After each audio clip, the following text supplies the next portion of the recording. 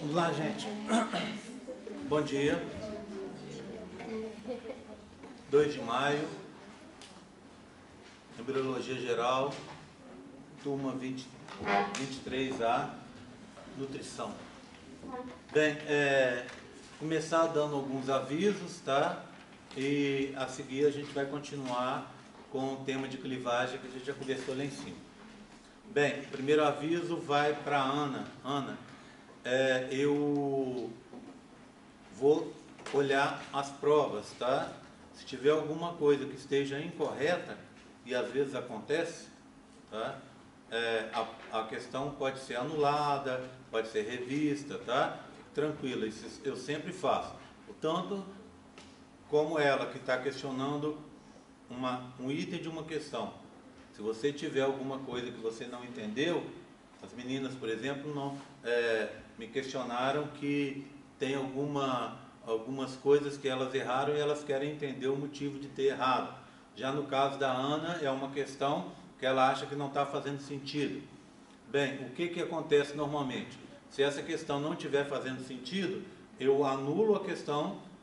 Aí, ao invés de vocês terem 12 questões na prova, vocês passam a ter 11 e os pontos são redistribuídos para aquelas 11. Não se preocupem, porque se aconteceu, eu vou arrumar, tá?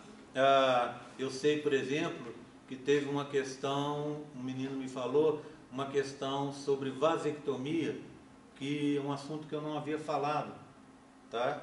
Ele é mais ou menos óbvio, mas eu não havia falado. Então, essa questão, eu lembro de, quando eu montei as provas, eu ter eliminado em algumas provas as questões de vasectomia.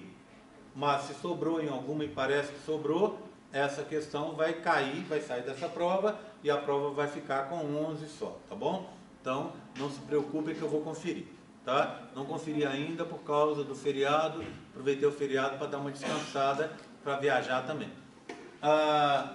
Sobre a recuperação, a data da recuperação é aquela lá que vocês conhecem, não é? Ou seja, sem ser esse sábado, no próximo, não é? Vocês têm até quarta-feira da semana da prova de recuperação para vocês fazerem as atividades de recuperação. Quais são? O questionário e os esboços. Os esboços, só lembrando, tem que ser feitos na presença da monitora. Não é para trazer esboço de casa para ela dar o visto. Não quero isso. Quero que você venha, confira os modelos, olhe e faça esses esboços aqui na presença dela. Uma chance que você tem para estar revendo a matéria. Bem, acredito que, apesar da estranheza que algumas pessoas devem ter tido de prova no computador, é uma prova que é igual a qualquer prova aí. A vantagem é que a gente, fazendo pelo computador, a gente tem acesso a figuras, né?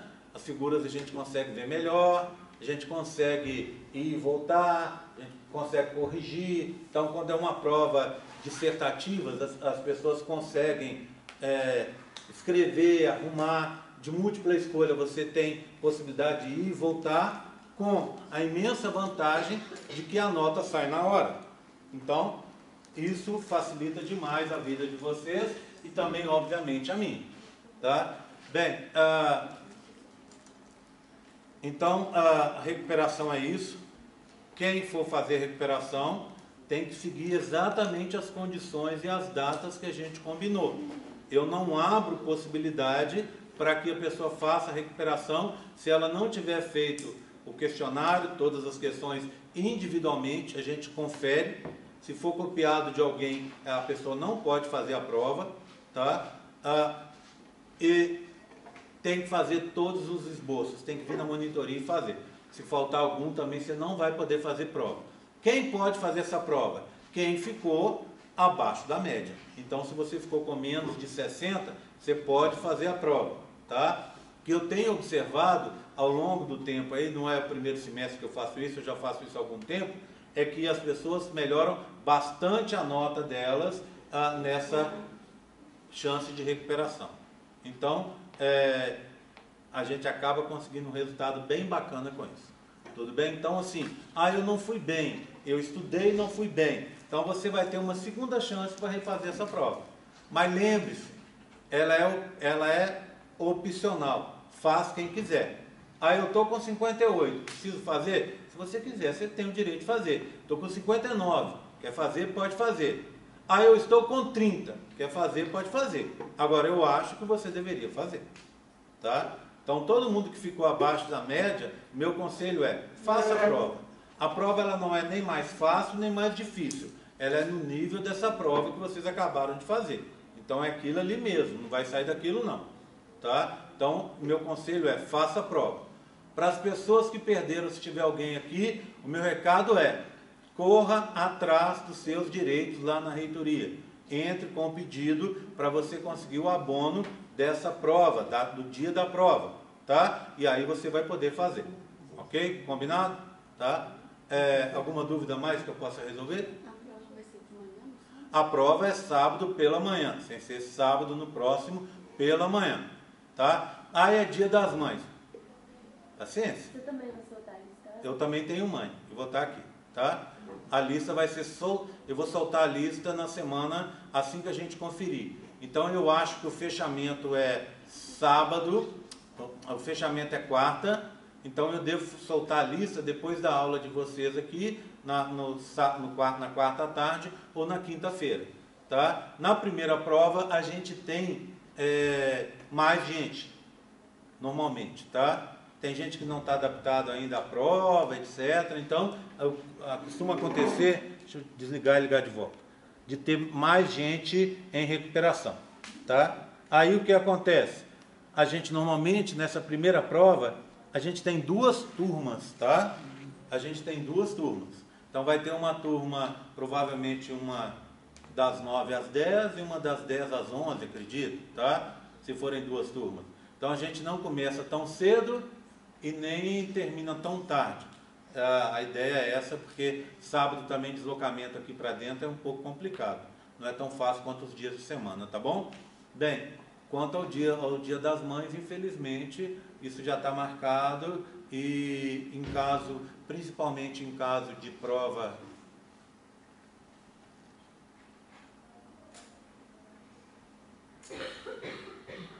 Será que todo dia eu tenho que pedir para não usar o celular? Todo dia eu tenho que pedir?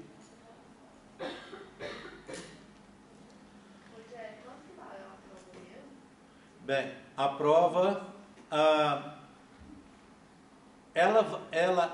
intenção é que ela valha 35 pontos, tá? Por que eu estou falando intenção? Porque no dia 16, que é na semana que vem, nós vamos ter, não tem aula, não é? Não, na outra semana, não é isso? Não, na semana que vem mesmo, que é UFLA de portas abertas. Dia 16, quarta-feira. Na outra, né? Então o que vai acontecer? Essa aula, eu até falei no dia da prova, todo mundo, acho que a imensa maioria prestou atenção. O que acontece nessa data? A gente vai ter uma aula pela internet. O pessoal da biologia teve essa aula que vocês estão tendo hoje, eles tiveram pela internet na segunda-feira. Então, na quarta-feira do dia da UFLA de portas abertas, vocês vão ter essa aula, a aula do dia 16 vai estar na internet para vocês, com uma atividade.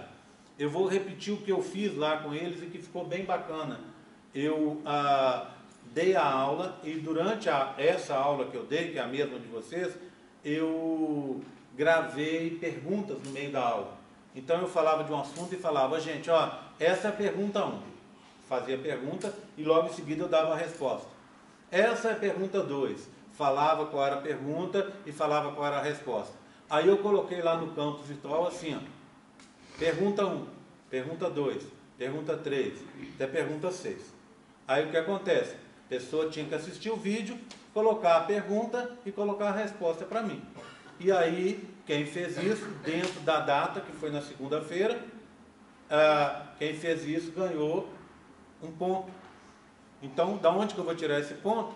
Esse ponto eu estou tirando da prova, tá? Então, ganhou um ponto quem fez essa atividade.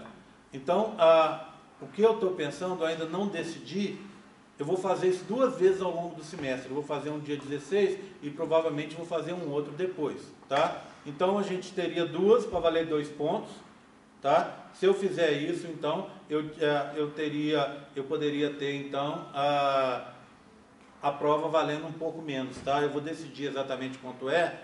Amanhã eu decido isso e vou colocar lá no SIG para vocês, que é o peso. Um outro aviso. Amanhã, uma colega de vocês veio perguntar, amanhã eu vou colocar a frequência que está lá. Até hoje, tá? Então vou colocar a frequência amanhã para você conseguir estar checando como é que você está em relação às ausências. Só relembrando, funciona assim. São coisas independentes. Você pode ter 4 faltas na teórica e 4 faltas aqui. Na verdade, a daqui, como são blocos de 2 aulas, aqui você poderia ter 8. Então aqui você tem 8, se tiver 10 é reprovado por frequência, e lá você tem 4, se tiver 5 é reprovado por frequência. Tá bom? Então só para vocês poderem estar acompanhando até a data de hoje, tá? Ok? Combinado? Mais alguma dúvida que eu possa ajudar? Bem, carregou aqui, então a gente já pode começar. Só pegar aqui o mouse para a gente poder começar a continuar a falar do assunto que a gente estava falando. Ai, desculpa.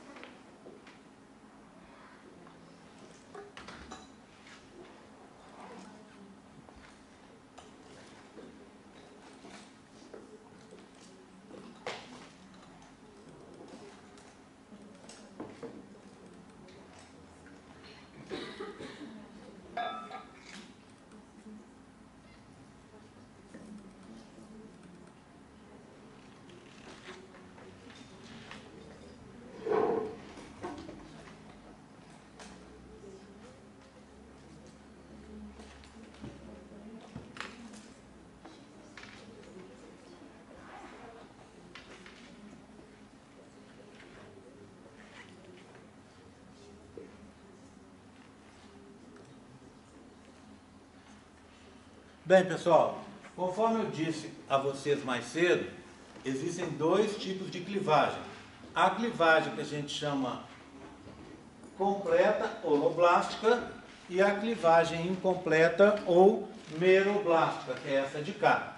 Eu vou começar contando para vocês sobre a meroblástica, que é aquela dos organismos que tem muita reserva nutritiva no ovo, tá? Então são animais, por exemplo, que tem o ovo terrestre, né? Eu vou começar, são 2 tipos, já mostrei lá. A meroblástica telolesta e a meroblástica centrolesta. Vou começar com a centrolesta. Deixa eu pegar, vou pegando os modelinhos aqui, tá? Só um segundinho. Esse aqui com esse de cá. Passar para cá.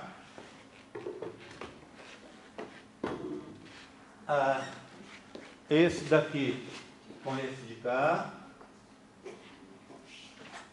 Vou aqui também. E pegar um último par ali que já dá uma limpada na nossa mesa aqui. Vamos lá. Então, vamos lá, pessoal. Então aqui, ó.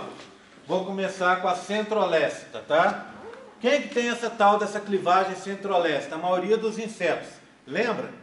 Vem a mosquinha, bota os ovos, deixa os ovos e vai embora. Os ovos se virem por si próprios. O ovo normalmente é uma casquinha dura, não é? Então o que acontece?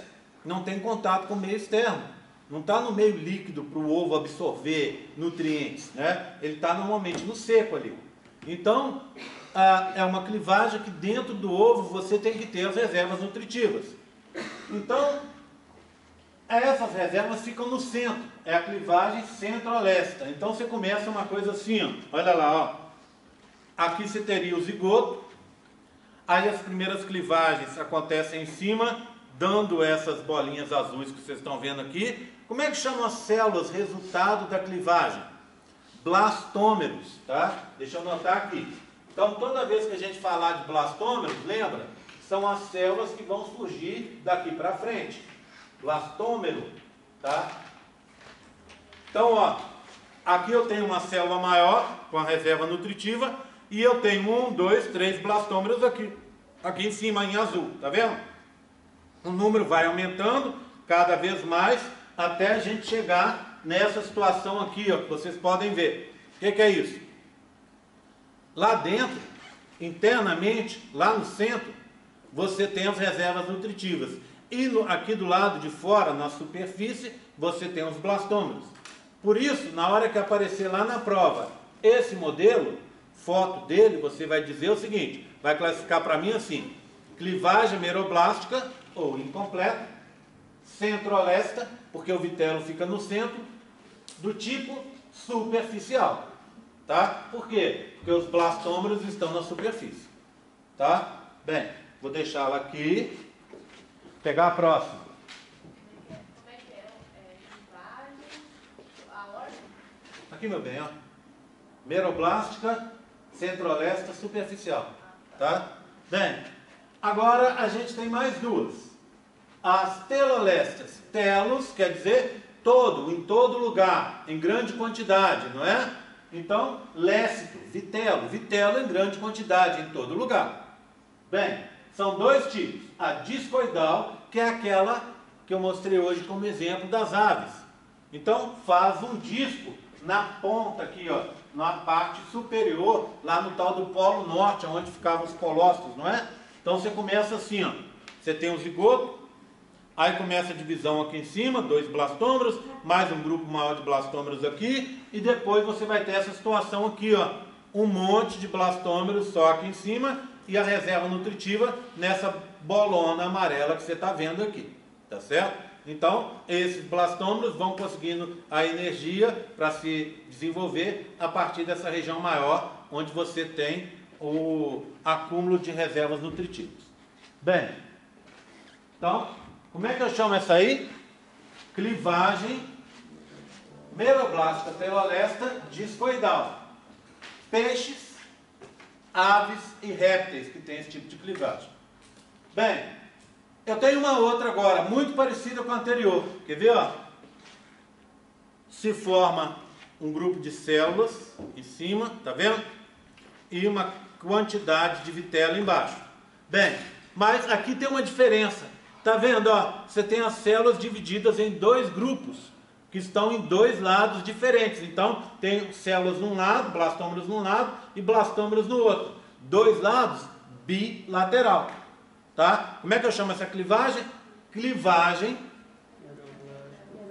meroblástica telolesta do tipo bilateral. Tá aqui, ó, o final dela, ó. Olha aqui o resultado, tá? Então eu tenho um grupo e um grupo, ou seja, metade do organismo da metade direita está do lado de cá e a metade esquerda do embrião está do lado de cá, tá? Está do outro lado. Bem, então essa é a bilateral, tá? Clivagem meroblástica telolesta bilateral. Quem tem essa clivagem? São os moluscos cefalópodes. Nos cefalópodes você tem o polvo, a lula, não é isso? É o grupo desses animais. Combinado? Entenderam? Bem, voltando agora para as outras clivagens. Vamos falar das holoblásticas, ou completas. É aquela dos organismos com pouco vitelo, com pouca reserva. A primeira delas é essa aqui, ó, a mesolesta. Por que eu começo por baixo? Lembra que eu contei lá hoje? Os organismos que têm mesolesta, clivagem mesolesta, eles têm uma quantidade intermediária de vitelo. Não é tanto quanto as meroblásticas, não é tão pouco quanto as isolestas aqui de cima. Tá? Então eles estão no meio do caminho. E esse vitelo, essas reservas, ficam distribuídas numa metade, na metade inferior do embrião. Tá? Então, por isso também a gente poderia dizer mesolesta. Meso é meio, metade. Tá? Então, mesolesta, para mim, teria 2 significados. Porque tem uma quantidade mediana, meso, meio, mediano, de vitelo. Tá? Ou porque você teria vitelo só na parte de baixo. Tá? Então, mesolesta. Vamos dar uma olhada nela? Vou pegar aqui para mostrar para vocês. Esse daqui. Então, vê bem. Olha aqui. Você tem um zigoto. Aí ele se divide ao meio, metade, metade. depois ele se divide em 4, olha aqui, ó, 1, 2, 3, 4, e aí vai vir um corte aqui, ó, aqui em cima, fazendo uma fatia de fora a fora aqui, ó, tá? Como se fosse a tampinha de uma laranja. Vai dar como resultado isso aqui, ó, olha lá, ó, 4 células menores em cima, 4 células maiores embaixo. Essas células menores a gente chama de micrômeros, e o local onde elas estão é o polo animal. Por quê? Porque o embrião vai se desenvolver a partir dessas 4 células. Essas 4 células de baixo são chamadas macrômeros, macro grande, células grandes, micrômeros, micro pequenos, células pequenas. As células os macrômeros vão fazer parte do que a gente chama polo vegetativo. O que é esse polo vegetativo? É onde estão as outras estruturas que não vão fazer parte do corpo do embrião. Portanto, o embrião vai ser formado aqui e essa parte vai ajudar o seu desenvolvimento, mas não vai fazer parte do corpo dele. Em outras palavras, o embrião vem do polo animal e o polo vegetativo só ajuda no seu desenvolvimento. Tá? Bem, essa clivagem é muito badalada e ela acontece nos anfíbios. Ela é muito estudada, tá? Então, ó, olha aqui, ó. Micrômeros aqui em cima, macrômeros aqui embaixo, polo animal em cima, polo vegetativo embaixo. O embrião vem do polo animal aqui, os micrômeros, tá bom? Ok? Era isso? Tá? Agora, vê bem, como é que acontece essa clivagem? Por que ela se chama radial? Porque a clivagem é clivagem holoblástica, mesolesta, holoblástica porque parte de fora a fora e tem pouco vitelo. Parte de fora a fora porque tem pouco vitelo, não é? Então, holoblástica. Mesolesta, porque na verdade, em comparação com as outras aqui do grupo, ela tem um pouco mais. Então, ela é mesolesta, tá? E por que ela é radial? Porque você corta sempre em raios. Olha aqui, ó. Você cortou assim primeiro, ó, um raio de fora a fora. Aí depois você cortou aqui, ó, um outro raio. Aí depois você corta aqui, ó, de fora a fora, um outro raio. Então você vai fazendo sempre cortes radiais. Cortou de fora a fora, cortou aqui, depois cortou no meio, tirando como se cortou em cima, né? Como se fosse fazendo uma tampinha de uma laranja. Então eu classifico essa clivagem, na hora que aparecer na foto lá na prova, clivagem holoblástica, mesolesta, radial. Ok? Dos anfíbios. Bem, eu vou deixar, eu estou apertando aqui para deixar essas duas aqui, porque eu vou precisar delas daqui a pouco. Então já estou deixando elas por ali, tá? Agora eu vou pegar as outras clivagens que estão faltando. Só um segundinho. Essa.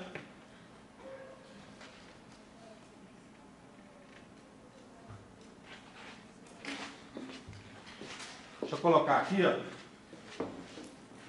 Só para organizar o espaço aqui, tá? Tem aquelas outras pequenininhas ali. Bem, então agora eu vou falar das clivagens holoblásticas do tipo isolestas, as de cima, certo? Vamos dar uma olhada no seguinte. Eu tenho 4, tá vendo? Radial, espiral, bilateral e rotacional. Rotacional está escrito em azul porque a rotacional é a clivagem humana. Para a clivagem humana eu vou usar todos aqueles modelos que estão lá. Não vou usar esses modelinhos aqui não.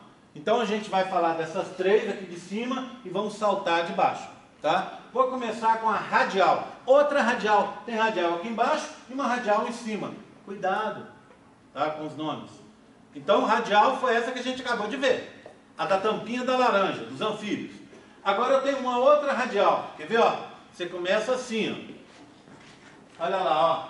Você começa assim. Você tem... Deixa eu ver qual é essa. Essa com essa de cá. Tá? Então olha o que você vai ter. Era uma célula, o zigoto. Dividiu em 2, depois dividiu. Esses 2 foram divididos em 4 e 4 em 8. Então você tem 4, 8 aqui. Tá? Então você tem 8 células do mesmo tamanho. Repara numa coisa, isso eu ia falar com vocês nessa aqui, ó, e eu esqueci de falar, que é a mesolesta. Você tem 4 pequenas em cima, 4 células grandes embaixo. Essa pequena fica exatamente em cima da grande, tá vendo? Cada uma das pequenas está empoleirada, vamos dizer assim, colocada exatamente em cima da pequena, em cima da grande. A pequena está colocada exatamente em cima da grande. Tudo bem? Isso vai ser importante para um outro tipo que a gente vai ver ali agora. Ok? Bem, então essa foi a mesolesta. Agora, olha essa aqui, ó. O que você tem? Igualzinho, ó, 4 células em cima e 4 embaixo. Mas repara, as 8 células, as 4 de cima e as 4 de baixo, têm o mesmo volume. Então elas são equivalentes, está vendo? São células equivalentes, têm o mesmo volume. Por quê? Porque aqui você não tem mais vitelo embaixo do que em cima. Você tem pouco vitelo distribuído de forma igual. Isolécita, tá? Lécito é sinônimo de vitelo. Então, ó, começou assim, com uma que virou 2, depois aqui virou 8. Então, 4 em cima e 4 embaixo. E o corte foi sempre radial. Ó, corta, 2. Corta, 4. Corta, de fora a fora, 8. Então, você está cortando como se fosse raios, de fora a fora, tá? Então, clivagem holoblástica isolesta radial. Quem tem esse tipo de clivagem? Os equinodermas. Quem são equinodermas? Para quem não se lembra, é o grupo da estrela do mar, do ouriço do mar, tá? É esse grupo aí, tá? Esse grupo de invertebrados, né? São os invertebrados mais evoluídos. E um tal de anfioxo. Esse anfioxo é um bicho muito falado na embriologia. Ele é um protocordado, ou seja, é um cordado dos mais primitivos que tem. Lembra o que são cordados? Cordados são animais que têm a coluna vertebral. O anfioxo é um bichinho desse tamanhozinho que vive no mar. Ele é marinho, tá? E ele é um protocordado, um cordado dos mais primitivos. Ele é muito estudado em embriologia. Muitas das coisas que a gente vê na embriologia, a gente vê a partir de estudos do anfioxo, tá? Ou estudos de anfioxo, ou estudos de ouriço do mar, que é muito estudado, ou estudos de um sapo. Então, a maioria das coisas que a gente aprendeu, compreendeu sobre embriologia, vem desses 3 animais, ou anfioxo, ou ouriço, tá? Ou de um sapinho africano que se chama Xenopus levis, tá? De um bichinho africano lá, de um sapinho. Por quê? Por que os estudos são feitos com esses bichos e não com nós humanos? Porque, em termos éticos, você não pode ficar mexendo com uma vida que está se formando ali, tá certo? Pondo uma vida em risco. Então, radial. Cuidado, são 2 radiais, tá? Já que eu estou falando de coisas comuns, a gente tem também 2 bilaterais. Deixa eu mostrar para vocês. Olha aqui, ó. Começou assim, ó. Olha. Esse com esse aqui, tá? Começou assim, ó. Olha. Você tinha um zigoto, dividiu ao meio, depois dividiu em 4. Aí você tem metade e metade, tá vendo? Você vai ter metade de um lado, metade do outro. Então você vai ter metades iguais. Aqui, ó. Olha, aqui, aí você vai ter metades parecidas, depois você vira em 8, parte no meio e vai dar aqui, ó, 2 lados, metade, metade. Você poderia dividir aqui ao meio, ó, metade direita, metade esquerda, concorda comigo? Então, o que é isso aqui? Isso aqui é bilateral, 2 lados, lado direito e lado esquerdo, exatamente iguais. Um é espelho do outro, né? A metade direita do embrião vai se formar do lado de cá, metade esquerda do lado de lá. Então essa é a bilateral. Mas essa também é bilateral, lembra? Na meroblástica você também tem uma bilateral. Só que olha a diferença.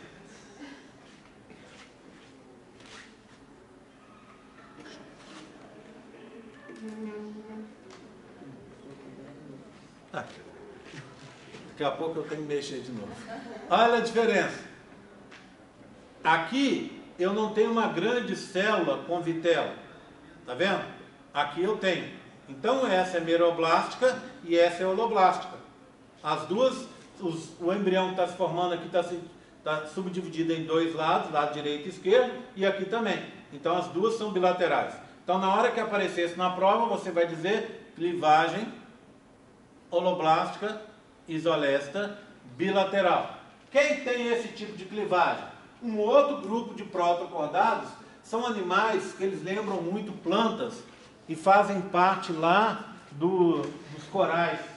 Então, esses animais são chamados tunicados, são animais fixos no substrato. A gente diz na biologia, são animais fésseis, tá? São animais fixos. Bem, seguindo então. Toda hora aparece um problema aqui, tá? Agora, a penúltima, que a última é humana, não é? A penúltima, a espiral. Então, você começa com uma célula grande, que é o zigoto. Ela se divide em duas, depois se divide em quatro. Mas reparou? As células são mais gordinhas embaixo que em cima. E aí corta. Na hora que corta, além de ela ficou o quê? Ela está grande embaixo e vai diminuindo à medida que vai subindo. E aí o que acontece? Corta. Vai fazer 4 células menores em cima. Só que quando corta essas células, elas dão uma girada. Eu tenho melhor para mostrar aqui para vocês. Ó. Então eu tenho 4 embaixo, tá vendo? 1, 2, 3, 4 e 4 em cima. Essas de cima, visivelmente, são menores que as de baixo. E, olha um detalhe, elas não estão colocadas em cima das outras. Então, quando formou essa, ela não ficou nem em cima dessa, nem dessa. Ela está no meio. Essa, nem em cima dessa, nem dessa, está no meio.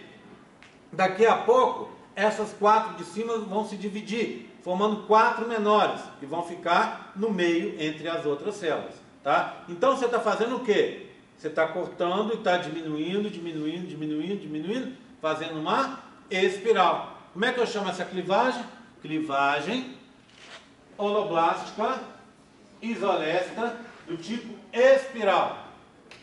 Onde você encontra anelídeos, grupo das minhocas, seleterados e moluscos que não sejam os cefalópodes, ou seja, que não seja lula, polvo, tá? Tudo bem? Tranquilo? Entendeu? Tá? Posso seguir?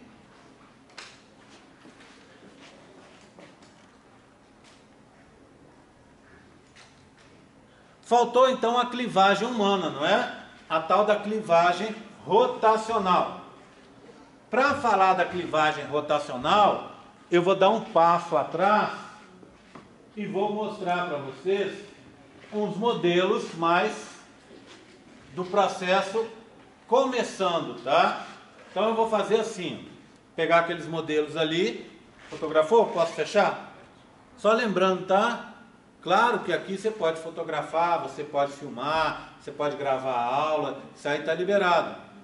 Mas eu gostaria de lembrar que essa aula já está lá no campus virtual.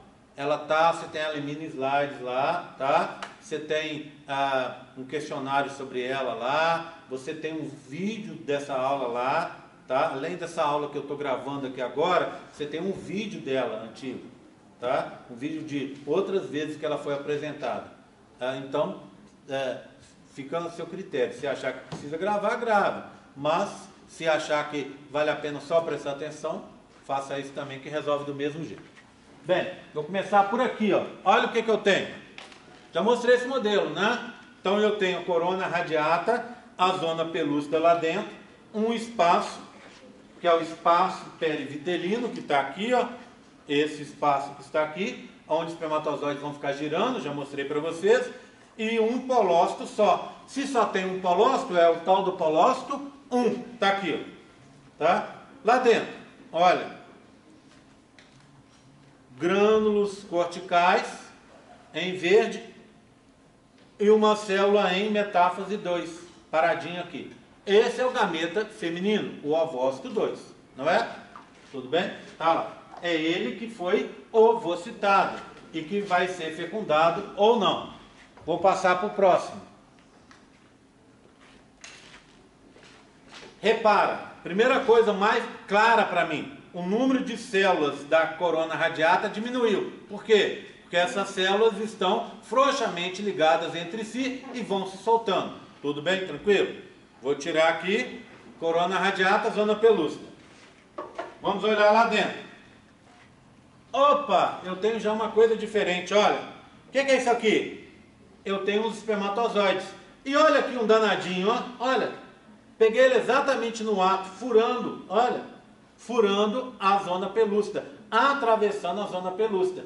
Então aqui ele está sofrendo, ele fez reação acrossômica e está atravessando pelo buraquinho que ele fez, entenderam? Então está metade do lado de cá e a cabecinha entrando. Tudo bem? Vários espermatozoides aqui. E aqui eu já tenho um outro espermatozoide numa situação diferente. Eu pedi para fazer, na verdade eu fiz, um espermatozoide aberto aqui, né? Cortado, para mostrar para vocês que o conteúdo interno dele foi jogado lá dentro, ó. Então esse é o conteúdo interno dele. É o flagelo, são as mitocôndrias, é a cabeça, está tudo lá dentro. Mas a membrana plasmática ficou do lado de fora, tá? O que nós não temos mais aqui? Os grânulos corticais. Por quê? Porque o bloqueio lento da polispermia, reação cortical, se chama assim porque envolve os grânulos corticais, já ocorreu. Seguindo. Passar para frente. Agora, olha esse aqui, ó. Diminuiu de novo o número de células da corona radiata, mais uma vez. O que você tem aqui agora? Opa, uma coisa bem diferente, ó. Olha aqui, ó. 2 polócitos. O polócito 1 e o polócito 2. O 1 está de laranja e o 2 de azul, não foi isso? O outro, lembra que a gente viu que só tinha um lá e era laranja, né? Agora, olha aqui dentro, ó.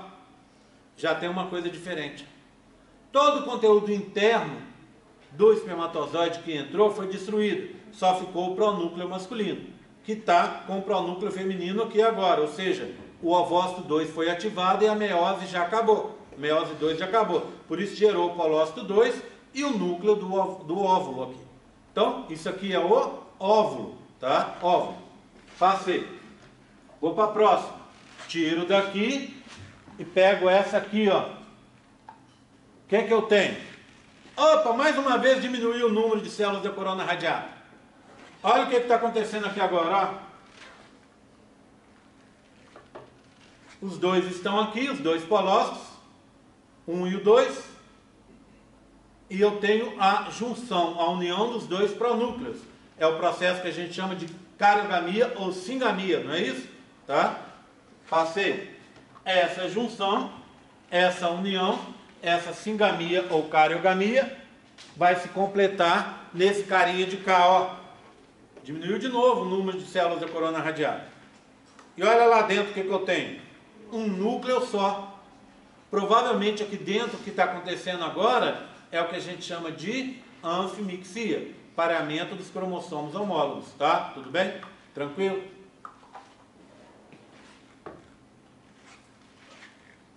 Só anotar uma coisinha aqui, fazer uma colinha aqui do negócio que eu não posso esquecer. Vou tentar ver se eu consigo dar uma indicação mais clara nesse modelo que está ocorrendo a anfimixia. Então, para não esquecer, eu fiz uma colinha aqui na mão. Tá? Tudo bem, tranquilo? Tá? Entenderam? Bem, o que vem a seguir? As clivagens. As clivagens do primeiro sulco acontecem entre os dois polócitos. Já falei isso lá na aula. Então, eu tenho isso aqui, ó. Vou começar com esse. Aqui está o zigoto. Concorda comigo? Aqui está o zigoto. Tá? Com os dois polócitos aqui. Ok? Aí a clivagem vai acontecer entre os dois polócitos. Tá? Olha aqui, ó. A primeira clivagem está aqui, ó. Entre os dois polócitos. Tá? Opa, essa não é a primeira, desculpa. Cadê ela? Está aqui. Primeira clivagem entre os dois polócitos. Tá vendo? O primeiro sulco de clivagem está aqui. Entre o polócito 1 e o polócito 2. Formaram-se dois blastômeros. Um menor e um maior. Então, o que eu preciso que você saiba agora? Classificar a clivagem humana. Primeira coisa que a gente olha, quando ela começa lá em cima e vai até lá embaixo, ela é holoblástica. Eu já contei para vocês que os autores, alguns autores mais antigos dizem que ela é isolécita. Mas autores mais recentes, pesquisas mais recentes, dizem que aqui dentro você tem reservas. O que tem de reserva lá dentro? Lipídios, carboidratos, aminoácidos, proteínas, ácidos nucleicos. O que acontece muitas vezes aqui é você pegar o RNA e estabilizar o RNA para ele não ser destruído rapidamente. Então ele funciona por mais ciclos de produção de proteínas. Tudo isso você tem aqui dentro. A única coisa que você não tem são lipídios na forma de vitelo. Tá bom? Ok? Então você tem reservas aqui dentro, claro que tem que ter, mas não é na forma de vitelo. Bem, então eu sei que ela é holoblástica e eu sei que ela é alesta. Tá bom? Ou isolesta para alguns autores. Outra coisa, você formou dois blastômeros de tamanho diferente, tá vendo? Um maior e um menor, um maior e um menor, volumes diferentes. Então a gente diz que ela é uma clivagem desigual. A gente pode chamar, ao invés de desigual, a gente pode chamar de subigual ou quase igual. Vou anotar ali no quadro, né? Vamos anotar? Então, eu sei que ela é holoblástica. Vou pagar aqui, ó. Holoblástica, isolécita ou alécita, desigual, quase igual ou subigual, tá? Então, uma classificação, duas, três classificações, tá? Então, por que ela é subigual? Porque você tem blastômeros de tamanho diferente, certo? Tudo bem? Agora, vamos pegar a próxima clivagem. Deixa eu só explicar uma coisa para vocês antes da gente seguir. Para que essa clivagem é uma clivagem especial? A gente diz que ela serviu para estabelecer o eixo para as próximas clivagens. Ela estabeleceu um eixo central, ou quase central, vamos dizer assim. Então, daqui para frente, eu vou começar a olhar as clivagens que acontecem do lado direito e as clivagens que acontecem do lado esquerdo. Eu vou, entre aspas, esquecer essa clivagem inicial. Tudo bem? Oi. Não, é lá no final. Eu ainda estou descendo para chegar lá, tá? Só um minutinho. Então, agora, olha aqui. Mais uma clivagem. Então, vê bem, ó. A primeira clivagem está pontilhada. A segunda clivagem aconteceu aqui, ó. Vamos olhar a primeira e a segunda? Ela começou no Polo Norte e foi para o Sul, não é? Polo Norte até o Polo Sul. Então, ela foi no sentido Norte e Sul. A gente pode dizer que ela é meridional, uma clivagem meridional, no sentido Norte e Sul. Tá? Mas eu prefiro usar uma outra classificação, que é muito mais interessante, muito mais fácil de lembrar. Olha, ela é uma clivagem vertical. Você vai ter clivagens verticais e clivagens horizontais. As verticais são chamadas meridionais também, e as horizontais são chamadas de equatoriais. Como meridional e equatorial acaba sendo um pouco mais confuso, eu prefiro chamar de vertical e horizontal. Então vamos lá. A primeira clivagem está aqui. A segunda clivagem, no blastômero menor, vertical. Quantas células nós formamos? Aqui não aconteceu nada por enquanto. Por que não aconteceu nada? Porque é mais difícil clivar o maior. Tem mais espaço, tem mais coisas aqui dentro, é mais difícil separar. O que você fez aqui agora? Criou um número ímpar de células. 1, 2, 3. Na espécie humana, na clivagem humana, você tem números ímpares de células. Como assim? Quando a gente aprende esse negócio lá no colégio, o professor fala assim pra gente, ó, é uma célula que é o zigoto, que gera duas. Essas duas se dividem e geram 4, que se dividem e geram 8, que se dividem e geram 16, 32, 64, 128, não é assim? Isso é uma progressão. Na nossa, não tem números ímpares, só o primeiro, não é? Pensa bem. 1, 2, 4, 8, 16, 32, 64. Isso é uma progressão, tá? Na nossa espécie não é assim. A gente tem fases com números ímpares. Então, quer dizer que o professor ensinou errado? Não, ele não ensinou errado. É porque existem organismos que são assim. Lembra do anfíoxo que eu acabei de falar há pouco? Ele é assim. Então, ele é sincrônico. Por que sincrônico? Todas as células entram em divisão ao mesmo tempo. Então, uma gera 2, depois essas 2 se dividem, geram 4, depois as 4 se dividem, geram 8 e assim por diante. Tudo ao mesmo tempo. É sincrônico. No nosso caso, não é sincrônico.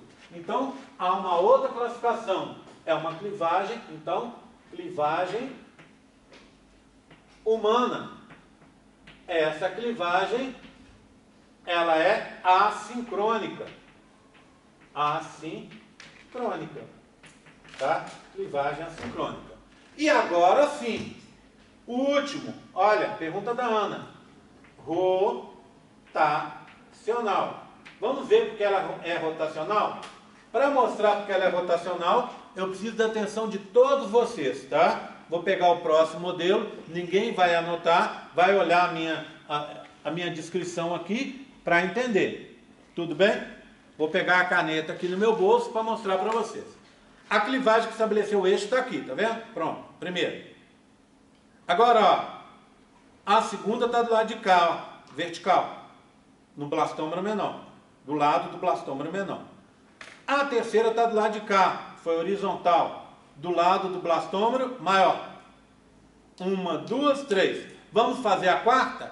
A quarta, se foi do lado de cá, gira para o outro lado, vai acontecer do outro. Se foi vertical, vai ser horizontal. A quinta, vai para o lado de lá. Se foi horizontal, vai ser vertical. Entenderam o que está acontecendo? Então vamos de novo, ó. Esse é do eixo, esquece ele. Só para estabelecer o lado direito e o lado esquerdo. Tá? Pronto. Agora olha aqui, ó. Primeira clivagem, do lado de cá, lado menor, foi vertical. Segunda clivagem, do lado de lá, horizontal. Ah, isso é porque isso é significado de rotacional? Não. Ela poderia ter sido vertical dos dois lados, horizontal dos dois lados, mas ela foi vertical de um lado e horizontal do outro, tudo bem? Tá? Não é por isso que ela é rotacional, não. Ela vai ser rotacional porque se aqui foi vertical, quando ela retornar para cá, ela vai girar, fazer uma rotação. Ela era vertical, passou a ser horizontal. Aqui, quando retornar para cá, então essa foi a primeira, a segunda, a terceira. A quarta, aqui, ó. Se foi vertical, vai ser horizontal. A quinta do lado de cá, se foi horizontal, vai ser vertical. Então, ela é considerada rotacional porque quando ela ocorre novamente do lado do eixo, do mesmo lado do eixo, ela gira, ela faz uma rotação no sentido da clivagem. Tá? Tudo bem? Então, rotacional por causa disso. Ok? Tudo bem? Oi. Fala. Assincrônica é quando ela faz o corte horizontal? Não, assincrônica porque nem todas as células se dividem ao mesmo tempo. Então você cria número ímpar de células. Tá? Então por isso ela é assincrônica. Tá? E ela está mudando o eixo. Então se ela foi vertical, passa a ser horizontal. Se ela foi horizontal, passa a ser vertical. E assim ela vai mudando o sentido do corte. Por isso ela é rotacional. Tudo bem? Preciso que vocês entendam isso para a prova. Bem, agora... Tá que dá defeito aqui? Tirar de 10 minutos e passar para 1 hora. Adiar. Pronto. Tá? Bem, agora vamos olhar o que acontece a seguir. Na fase de clivagem, tem uma etapa muito famosa, que todo mundo aprende no colégio também. Se chama o quê? Mórula. O que é essa tal da mórula? Mórula é uma massa compacta de células, não é isso? Aqui, ó. Essa é uma mórula humana. Tá? Aqui, ó. Se você olhar, são 16 células. Então foram colocadas 8 em cima e 8 embaixo. Tá bom? 16 células. Não compacta, tá vendo? Tá? Então a mórula é essa massa compacta de células. Bem, mas por que a mórula é tão importante, tão badalada? E por que na espécie humana ela acontece com 16? E no rato, por exemplo, ela acontece com 100 células? Porque é na mórula que vai se restabelecer de novo aquela razão entre o volume do núcleo e o volume do citoplasma. Lembra que eu falei? E lembra que eu contei para vocês que em embriologia as coisas estão sempre voltando? Por isso que às vezes eu falo assim, guarda isso que a gente vai usar lá na frente. Como é que é a história? Você tem dois tipos de situações para controlar a divisão celular. Entre as várias que existem, eu contei sobre duas. Uma é inibição por contato e a outra é a razão entre o volume do núcleo, que é sempre constante, e o volume do citoplasma, que vai aumentando. Então, normalmente é 10% para núcleo, 90% para citoplasma. O citoplasma cresce para a célula em divisão quando acaba a inibição por contato. A célula cresce. O núcleo permanece do mesmo tamanho, do mesmo volume. Resultado, ao invés de ser 10 e 90, daqui a pouco passa a ser 8 e 92. Daqui a pouco passa a ser 7 e 93. Ou seja, o núcleo permanece, mas o citoplasma cresce. E aí chega uma informação para a célula se dividir, porque ela já chegou no tamanho que ela precisa. Pronto, é assim que funciona, não é verdade? Tá? Agora, essa célula que a gente criou, esse zigoto, ele é gigante. Então ele tem muito citoplasma e pouco núcleo. Então ele faz várias divisões até de novo chegar no volume de 10% para núcleo e 90% citoplasma. Isso acontece na espécie humana com 16 células. No rato, que tem um zigoto muito maior do que o nosso, vai acontecer com 100 células. Entenderam? Bem, tudo bem, eu entendi. Então chega em 16, chegou em mórula. Aí acabou a clivagem? Claro que não. Ela continua? Ela vai continuar. Então aqui, por exemplo, o João aí do seu lado. Aí. Aqui, por exemplo, olha, eu tenho uma mórula com grande número de células, muito mais que 16, concordam comigo? Ó, tá? Então, ainda assim é mórula. O que você tem de extraordinário, então, na mórula? Primeiro, você volta a ter estabelecer essa razão. E isso significa o quê? O que significa você restabelecer essa razão? É que volta a ter G1 e G2. Continua dividindo? Sim, mas com G1 e G2. Isso significa que as divisões agora vão gastar mais tempo para ocorrer, mas elas vão ocorrer do mesmo jeito. Concorda comigo? Tá? Tudo bem? Tranquilo? Tá? Uma última coisa que eu preciso contar para vocês, para a gente encerrar a aula de hoje. Então, mórula, todo mundo entendeu? Então vamos seguir para frente. Nós temos, cada pessoa tem, a gente tem em torno de 60 a 70 trilhões de células. Ou seja, 70 vezes 10 elevado a 12. Uma quantidade imensa de células que vivem em harmonia, não é isso? Quando dá desarmonia entre células, dá doença, dá o câncer, por exemplo, né? Então o que acontece? Essas células, esses 70 trilhões, não são de um tipo só. Pega, por exemplo, as células da pele, com as células do osso, com as células musculares, com os neurônios. Todas essas células, as hemácias, todas são muito diferentes entre si, mas todas têm lá dentro de si o mesmo material genético. Então, como você, com esse material genético, você consegue fazer um neurônio e consegue fazer uma célula da pele? Com leitura diferencial do genoma. É assim que funciona. Tá? Você tem essas 70 trilhões de células diferenciadas em 242 tipos conhecidos até hoje. Poxa, que legal! Então eu tenho tipos celulares diferentes que são formados pela leitura diferenciada do DNA. Bacana!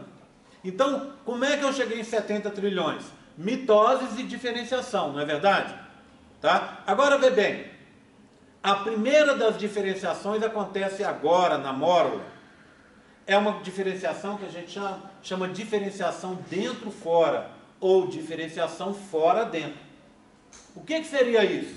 A parte de fora vai ficar diferente da parte de dentro. É isso aí. Tá? Bem, para ter essa diferenciação, vai acontecer uma coisa que a gente chama compactação da mórula. Tá? Olha a mórula, como é que estava? E olha a mórula como é que vai ficar quando ela vai se compactar. Repara, ela ficou menor, isso é claro. Mas uma outra coisa que às vezes a pessoa não vê, o espaço entre as células diminuiu. ela ficou menor porque ela acabou com os espaços entre as células. Como ela fez isso? As células de fora, as externas, fizeram junções adesivas e oclusivas entre si. Ou seja, uma célula estava aqui e outra estava lá. Aí o que elas fizeram? Se aproximaram e se uniram. Tá? Fizeram essas junções adesivas e oclusivas, ficaram presas. E como elas ficaram próximas e presas, a mórula diminuiu de tamanho. Então, compactação da mórula, por causa das junções adesivas e oclusivas. E essa compactação da mórula gera o que eu chamo de diferenciação dentro-fora, ou fora-dentro. Olha aqui, ó. Então vamos lá. Você tem mórula, tá? Na mórula estabeleceu G1 e G2, tá? Aí você tem a compactação, que são as junções adesivas e oclusivas. Pronto. Aí essa compactação vai dar a diferenciação, que é a primeira que acontece dentro, fora, ou fora dentro, se você quiser, tá? Como é que é essa diferenciação? Eu tenho aqui, ó, deixa eu mostrar para vocês. João, põe aqui para mim, por favor. Obrigado. A parte de fora está aqui, ó, com as células unidas. Lá dentro, formaram-se duas regiões. Um espaço cheio de líquido. Esse espaço, a gente vai dar nome para ele. Blastocele. E aqui, as células que estavam lá dentro ficaram aqui, ó, soltas. Essas células soltas, vamos dar nome também para elas. Elas podem se chamar maciço celular interno, massa celular interna, ou como eu prefiro, embrioblasto. Por quê? O embrião vai vir dessas células. Tá? Como é que você... e a parte de fora? A parte de fora, a gente vai chamar de trofoblasto. Blasto é sempre tecido ou célula primitiva. Lembra do blastômero? Célula primitiva. Então, essa parte de fora a gente chama de trofoblasto. Blasto primitivo. Trofo é a alimentação. Por quê? Porque as estruturas de alimentação do embrião, por exemplo, a placenta, vai vir, o core, vai vir tudo daqui, dessa parte de fora. Tá? Mas o embrião mesmo vai vir do embrioblasto aqui dentro. E esse espaço é a blastocele, que a gente vai aprender depois. Presta atenção numa coisa. Presta atenção. Como é que se formou? Eu fiz a compactação, não é? Compactei. Aí o que eu faço? Eu vou criar essa diferenciação. Mas, para fazer isso, eu ligo bombas, ativo bombas de sódio e potássio, tá? Sódio e potássio, tá? O que essas bombas fazem? Ora, elas bombeiam sódio e potássio, está escrito o contrário lá, né? Bomba de potássio e sódio, tá? Elas bombeiam sódio e potássio. Então ela bombeia o sódio e potássio para dentro aqui, ó. E você se lembra de uma coisa básica em fisiologia? Íons nunca ficam isolados, nunca. Porque íons, se ficarem isolados, lembra da história dos radicais livres, que hoje a gente sabe que causam doenças, envelhecimento, etc. São íons isolados, não podem existir. Então com íons sempre vai água. Então a bomba de sódio e potássio é ligada, bombeia sódio e potássio lá para dentro e a água vai junto. Essa água faz essa cavidade, a blastocele ou cavidade blastocística. O embrioblasto fica nessa disposição fora do centro, que a gente chama de excêntrica, não é isso? Você fala, poxa, excêntrico para mim é aquele cara esquisito, aquela pessoa meio diferente, né? Excêntrico, o cara fora do centro, fora do padrão. Concorda? Então é uma células com uma disposição excêntrica, fora do centro, e uma cavidade aqui. Bem, tudo bem, mas vamos tentar juntar esse raciocínio para vocês entenderem. Por que a gente tem a compactação? Imagina aqui, ó, eu tenho uma mórula, bombeio íons lá para dentro. Olha os espaços. Qual que é a tendência dos íons? E a água que está acompanhando os íons? sair pelos buracos, vazar de novo. Não é? Quando eu faço a compactação, olha lá, ó, as coisas não podem sair mais lá de dentro. Eu bombeio íons e junto vai a água. Tá? Bem, entenderam? Então, por isso que você tem a compactação. Essa compactação leva à diferenciação, ativa íons, né? Libera íons lá dentro, junto vai água, e você agora criou uma nova fase. Essa nova fase a gente chama de blástula, ou blastulação. Blástula. E o embrião nessa fase, ele vai se chamar blastocisto. Blastocisto. Tá? Pela primeira vez, você vai ter o embrião subdividido em 3 regiões. O trofoblasto, parte de fora.